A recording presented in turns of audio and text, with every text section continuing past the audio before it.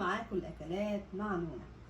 النهاردة بإذن الله هنعمل حاجة سريعة وجميلة وبتنفع في الأزمات، هي الكبسة. بس هنعمل إيه؟ نوع الكبسة في منها الأحمر، الكبسة الحمراء والكبسة الصفراء والكبسة البيضاء. أيوة، هنعمل معاكم النهاردة الكبسة البيضاء. الكبسة البيضاء بتسمى الكبسة البرية. الكبسة البرية دي اللي احنا لما بنيجي نحب نخرج ونطلع في البر ونخيم. كان ايام بابا الله يرحمه كنا بيجمع اصحابه واحنا وكلنا الاسر مع بعض، وبنخرج بره من بدري جدا ونخيم، يعني ينصبوا الخيمه بقى وكده، ويجيبوا بوتاجاز صغير اللي هو التريك، اسمه التريك ده، وبيولعوا طبعا خشب وحاجات من دي وفحم، بيولعوا فحم والكلام، ويحطوا طبعا يشغلوا عليها الرز او اللحمه او الفراخ اللي هتستوي. فبيبقى الحاجه بتبقى ريحتها جميله وطعمها جميل، وخصوصا وانت بين الاشجار وبين لان بتبقى في مزرعه، يعني كنا بنخيم في البر بس في حته يعني ايه، في مزرعه بس في الصحراء شويه، يعني المزرعه قدامنا شويه واحنا بنبقى يعني في حته صحرايه كده، صحراء شويه وكده.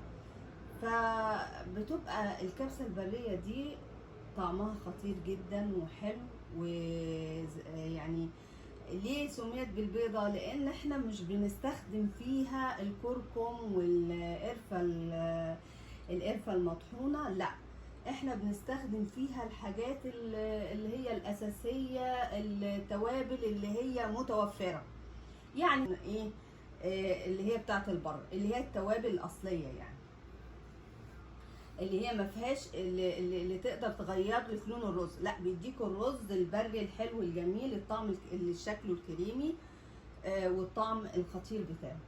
تعالوا هنا معانا، هنا يلا بينا نشوف مكونات الكبسه البريه بتاعتنا. اول حاجه طبعا قبل ما نقول التوابل، معانا فرخه، طبعا عايزه تعمليها باللحمه اعمليها، بتبقى جميله جدا. معانا فرخه غسلينها ونقعينها وبالخل والليمون والدقيق. طبعا الفرخه بسيطه جدا، يعني بصراحه الفراخ بتحل ازمه لما تكوني متاخره مثلا في الاكل او كده، هي بصراحه بتاعت الازمات برضو، الكبسه والفراخ بتاعت الازمات، واللحمه برضو بتكون سهله، بس الكبسه اسرع شويه. معانا برضو هنا البصل. طبعا انا هاخد بصلتين دول هقطعهم جوانح او سلايس كده، ومعانا طماطمايه. طبعا انا مش هقطع الطماطمايه ولا حاجه، انا هحطها مع الشوربه. والطماطم دي انا هقطعها سوري، البصل دي انا هقطعها جوانح علشان احمرها واحطها على وش الكبسه من فوق، بتدي طعم وجمال كمان، وطعم وريحه، طعمها بتبقى حلوه قوي مع الكبسه. نشوف بقى مكونات الكبسه بتاعتنا، نشوف التوابل الاول. احنا عندنا توابل بسيطة جدا جدا. ايه هي؟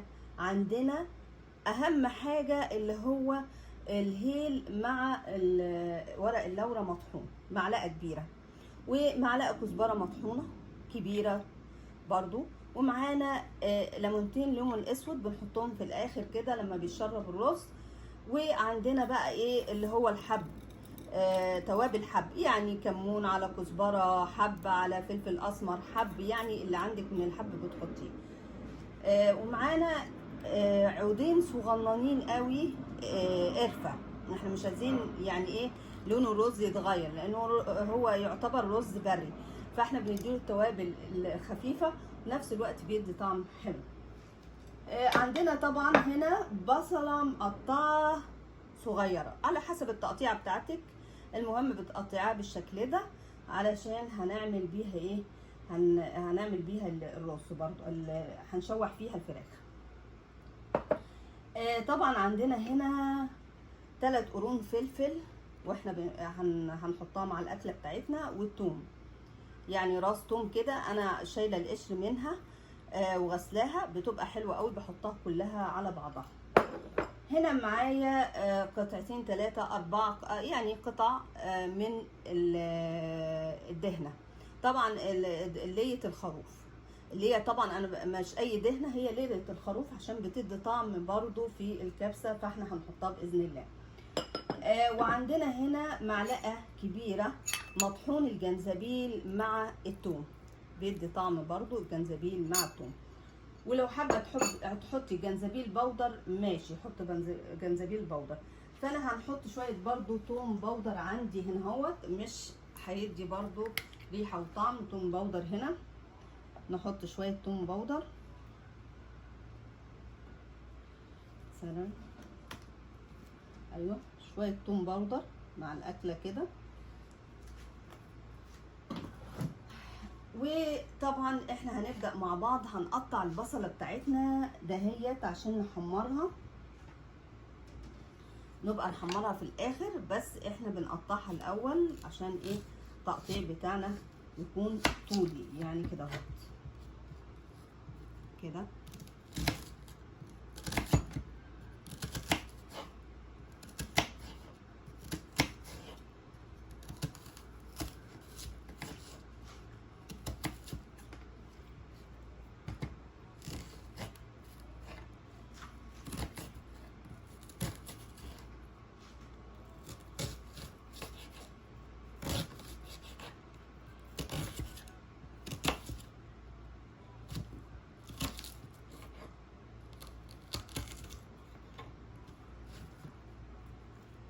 طبعا بنفرفرها كده من بعضها كلها عشان دي هتتحمر كويس.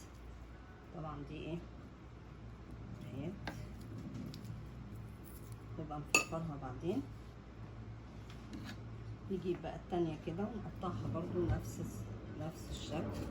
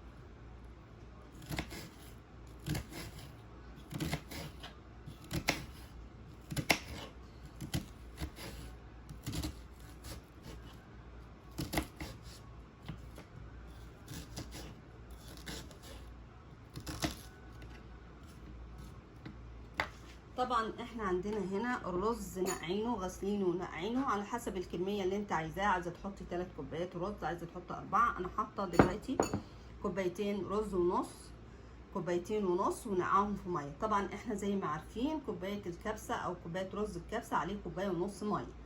فانا دلوقتي نقعاه يعني ايه، هيمتص شويه من الميه. يعني لما احط الميه مع الرز بتاعت لما نيجي نعمل الرز لازم ناخد بالنا من الميه. هو منقوع بس طبعا احنا هنشوف ازاي دلوقتي.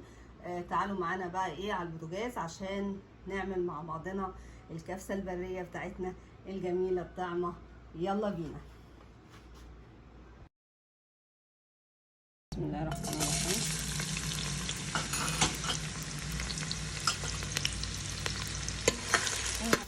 طبعا احنا بناخد البصله بتاعتنا في كده، وبعدين بنضيف التوابل بتاعتنا عشان تطلع الريحه بتاعتها كده اهو.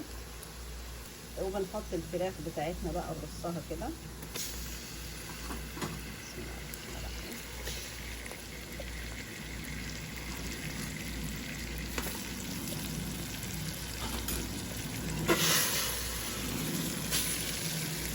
كده وبنسيبها تاخد شويه من البصل كده تحت كده.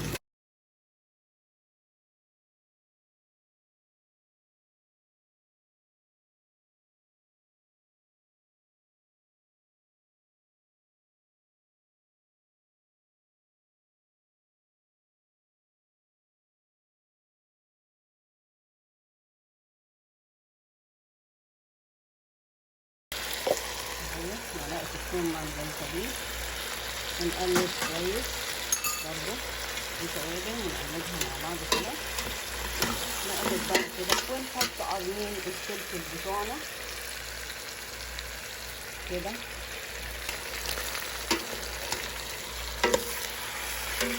نحط الطماطمية بتاعتنا كده بحالها على بعضها كده، ونطلع بقى الايه اللية بتاعتنا، قطع اللية بتاعتنا هي هنحطها كده اهو، ونقلب الفراخ بتاعتنا مع اللية.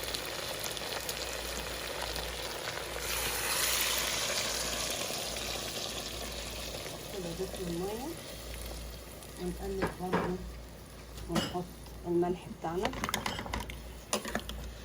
شايفين شكل الشوربة ازاي بيضة اهي، يعني هيطلع الرز ان شاء الله لونه كريمي وحلو.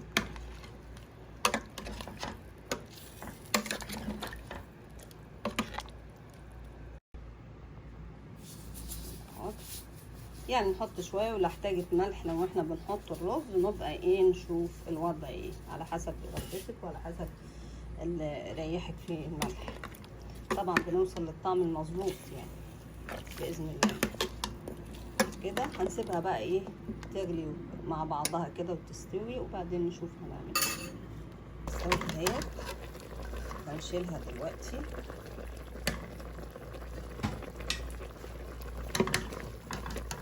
هنزل بالرز بتاعي كده، طبعا هنقلب كده، وهسيب مش هغطي عليها، تغلي غلوتين 3 كده واقوم مغطيه عليه خالص.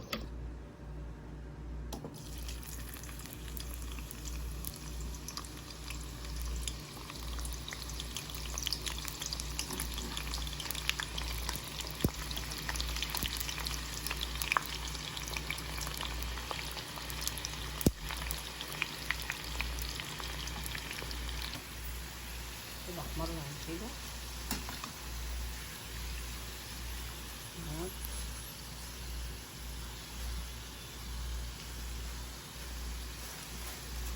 ونحطه على ورق نثري مفرفر جدا. تعالوا بقى ايه نحط هنا اهو.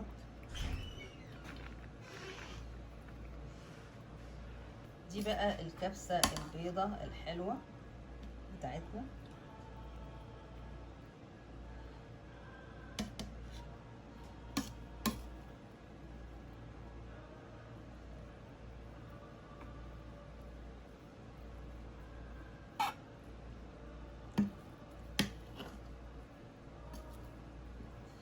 شايفين اهي الصورة مش جايباها كويس، بس هي بيضة كويسة جدا. بص بقى الفراخ بتاعتنا كده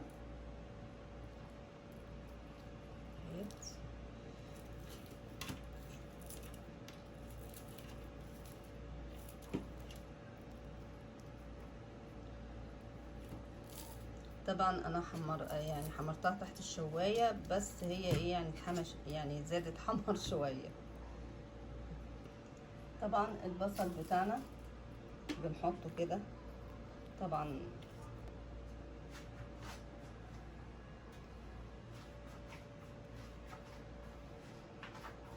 هنا الكبسه البيضه ودي كانت الكبسة بتاعتنا، الكبسة البرية البيضة الجميلة مع الفراخ. عايزة تعمليها مع اللحمة لذيذة برضو وديليشز. دلوقتي اقول لكم ما تنسوش اللايك والشير والسبسكرايب. السلام عليكم.